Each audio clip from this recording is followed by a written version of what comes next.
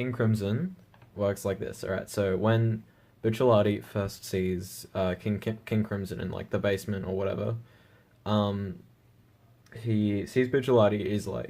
He sees King Crimson. And he's like, "Hey, I'm gonna attack this guy," and then uh, the boss is like, he's like taunting him. He's like, "You're never gonna be able to attack me." It's like Diggo Polnareff down the stairs.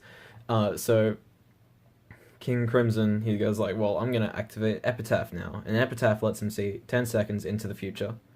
So he looks ahead 10 seconds and he sees like, okay, Bruno's going to, Bruno's going to attack me now, and then he activates King Crimson, and then the King Crimson effect happens and everything goes black, and so so they're standing like between a pole or whatever. Anyway, the boss moves behind the pole with King Crimson, and then Bruno, who is now in the effect of King Crimson, moves towards where King Crimson was, because that's how it works. So I'll explain it in a sec.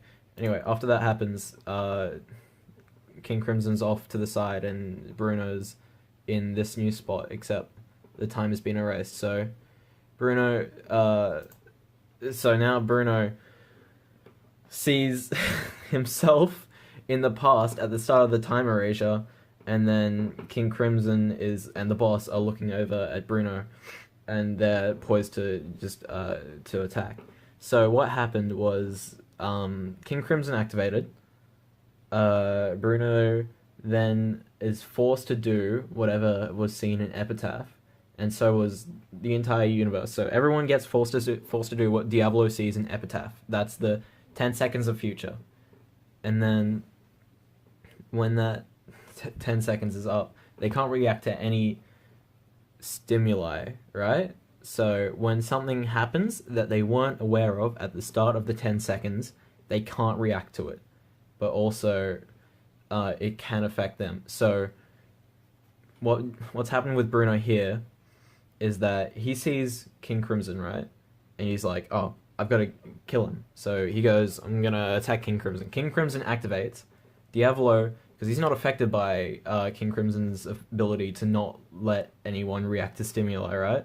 So Diavolo, I mean, the boss, sorry, he moves out of the way, but Bruno can't react to that because the time's erased, so he can't react to it. So he has to keep moving towards where King Crimson was, and then King Crimson ends, and now Bruno is over here, and he doesn't remember those 10 seconds, and then he sees himself over there, and then King Crimson comes along and just kills him, and then Bruno dies. The end.